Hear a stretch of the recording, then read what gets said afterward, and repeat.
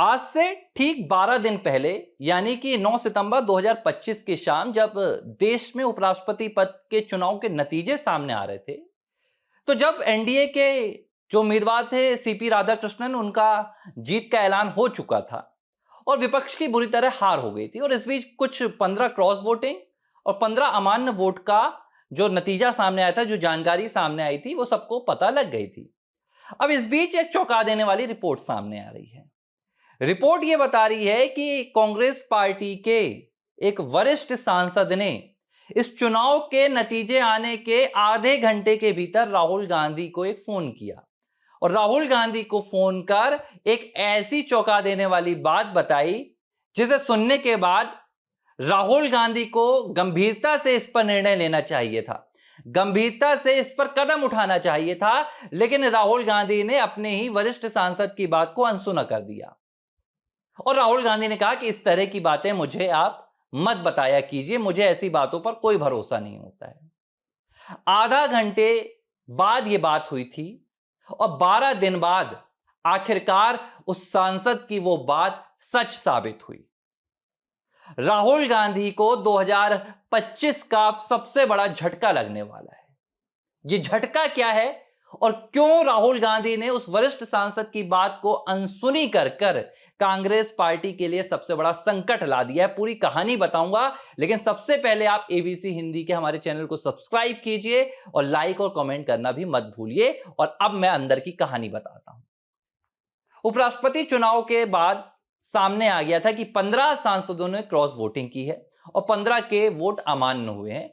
और उस वक्त जो रिपोर्ट सामने आई सूत्रों के हवाले से, उन्होंने साफ तौर पर बताया कि दक्षिण के कई सांसदों ने कांग्रेस पार्टी के जानबूझकर अपना वोट अमान्य किया है।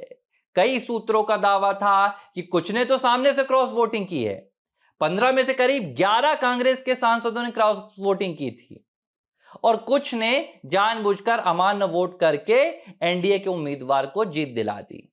हालांकि तब तक ये जो क्रॉस वोटिंग हुई थी और जो अमान्य वोट हुए थे, इसका राजनीतिक बहुत बड़ा मकसद नहीं था, यानी कि ये कोई बगावत को लेकर ऐसा कदम नहीं माना जा रहा था, क्योंकि अक्सर होता आया है राष्ट्रपति के उम्मीदवारों में या उपराष्ट्रपति के उम्मीदवारों में क्रॉस वोटिंग हो जाती है, क्योंकि इसका पहले से अंदाजा रहता है कि भाई जीत किसकी होगी। लेकिन एक आंतरिक जो कहते हैं ना कि अंतरात्मा की आवाज चली जाती है, उससे कई सांसद अपना मत बदल देते हैं। लेकिन जो वरिष्ठ सांसद एक कांग्रेस के पहुंचे थे राष्ट्रपति भवन में, उस वक्त जो तमाम राजनेता मौजूद थे उनमें से एक ने खुलासा किया है नाम न बताने की शर्त पर। उन्होंने कहा कि कांग्रेस के एक वरिष्ठ नेता ने बताया राहुल गांधी को फोन करके कि यह सिर्फ क्रॉस वोटिंग का मामला नहीं है, बल्कि कांग्रेस पार्टी के भीतर एक बहुत बड़ी बगावत की तैयारी चल रही है। और इस वरिष्ठ नेता ने बाकायदा उन सांसदों के नाम भी राहुल गांधी को बताए जो बगावत की तैयारी कर रहे हैं। लेकिन राहुल गांधी ने इनकी बात सुनने से इंकार कर दिया। राहुल गांधी ने कहा कि आप इस तरह की बातें मत कीजिए, आप भाजपा की भाषा बोल रहे हैं, मुझे मेरे नेतृत्व पर भरोसा है। राहुल गांधी ने कुछ 2-1 मिनट बात इनकी सुनी और ये सांसद वापस अपने काम पर लग गए। अब वो 9 सितंबर की तारीख थी, आज 21 सितंबर है। 12 दिन बाद वही जिन सांसदों के नाम वरिष्ठ कांग्रेस के नेता ने लिए थे, उन्होंने अब बगावत का सीधा ऐलान कर दिया है। और जो अब खबर आ रही है वो ये बता रही है कि कुल 28 कांग्रेस के सांसद राहुल गांधी के खिलाफ बड़ी बगावत के लिए एकजुट हो चुके हैं और बाकायदा इसे लेकर 2 से 3 दिनों में बड़ी बैठकें भी हुई हैं, सीक्रेट मीटिंग्स भी हुई हैं, जहां यह तय किया गया है कि एक साथ हम पार्टी को छोड़ रहे हैं। लेकिन इससे पहले राहुल गांधी को एक अल्टीमेटम भेजा गया है। यह सब कुछ कांग्रेस पार्टी के भीतर चल रहा है, जिसकी खबर अब लीक होकर बाहर आ गई है। दरअसल ये जो पूरा राहुल गांधी वोट चोरी का अभियान चला रहे हैं और इस अभियान में राहुल गांधी फंसते भी जा रहे हैं।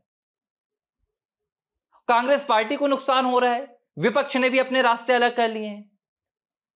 राहुल गांधी को पहले लगा था कि विपक्ष उनका वोट चोरी में साथ देगा, लेकिन विपक्ष ने साथ देने का दिखावा तो किया, लेकिन ममता बनर्जी से लेकर शरद पवार से लेकर उद्धव ठाकरे से लेकर एमके स्टैलिन से लेकर अखिलेश यादव तक तमाम नेताओं ने राहुल गांधी को अकेला छोड़ दिया।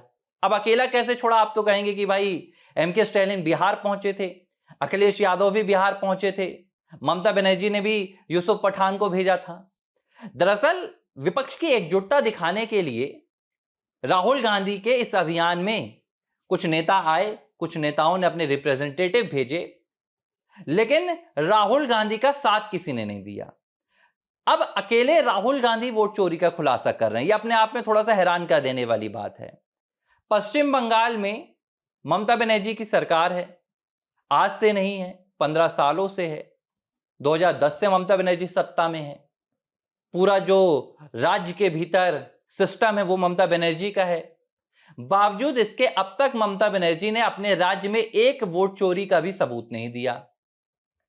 ममता बनर्जी ने एक बार भी आकर प्रेस कॉन्फ्रेंस नहीं की कि हां बंगाल में भी वोट चोरी हुआ या ऐसा कुछ हुआ या हमारे पास ऐसे कोई कागज हैं।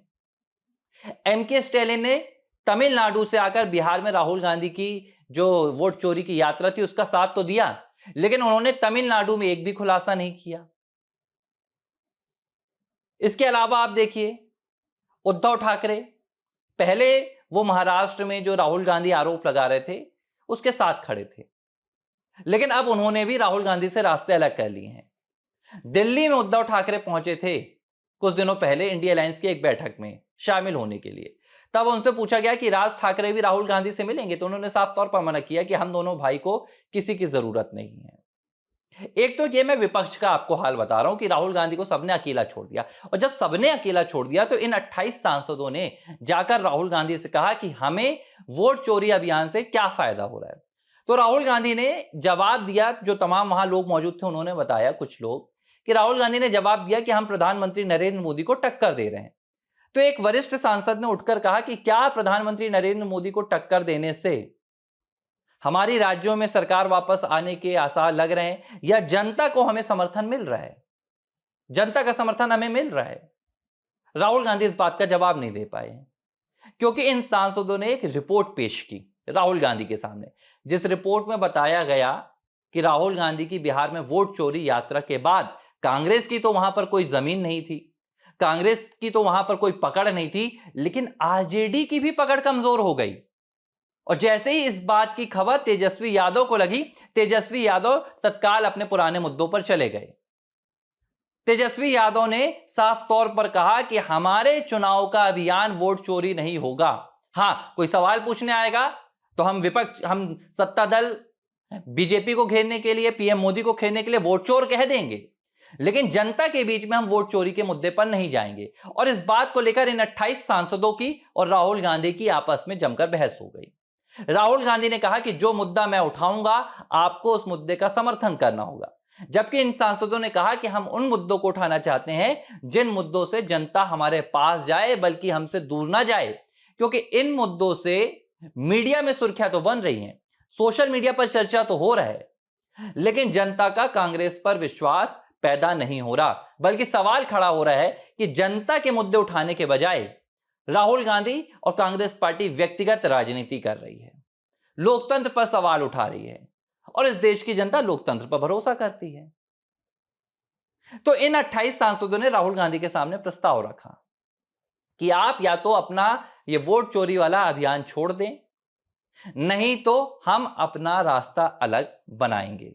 हालांकि अभी राहुल गांधी के सामने जब 28 सांसदों ने प्रस्ताव रखा तो जो पार्टी के दूसरे नेता हैं केसी वेणुगोपाल, जयराम रमेश और मल्लिकार्जुन खड़गे ने इन 28 सांसदों से बात की और उन्होंने कहा है कि हम राहुल गांधी से बात करेंगे, इन्हें समझाने की कोशिश करेंगे कि अब हमने इस मुद्दे को जनता के सामने लाकर रख दिया है, अब हम जनता से जुड़े मुद्दे उठाएं। लेकिन यह बात तो राहुल गांधी जब समझे तब है। फिलहाल तो राहुल गांधी हाइड्रोजन बम की बात कर रहे हैं। राहुल गांधी तो कह रहे हैं कि अभी शुरुआत है, आगे अभी और भी धमाके होने वाले हैं। तो क्या राहुल गांधी के हाइड्रोजन बम वाले धमाके से पहले कांग्रेस पार्टी के भीतर एक बड़ा धमाका होगा और कांग्रेस पार्टी के 28 सांसद राहुल गांधी के सामने खुलेआम बगावत कर देंगे? यह तस्वीर कब सामने आएगी और इस तस्वीर को क्या कांग्रेस पार्टी सामने आने से पहले रोक पाएगी, बस अब इसका इंतजार हो रहा है।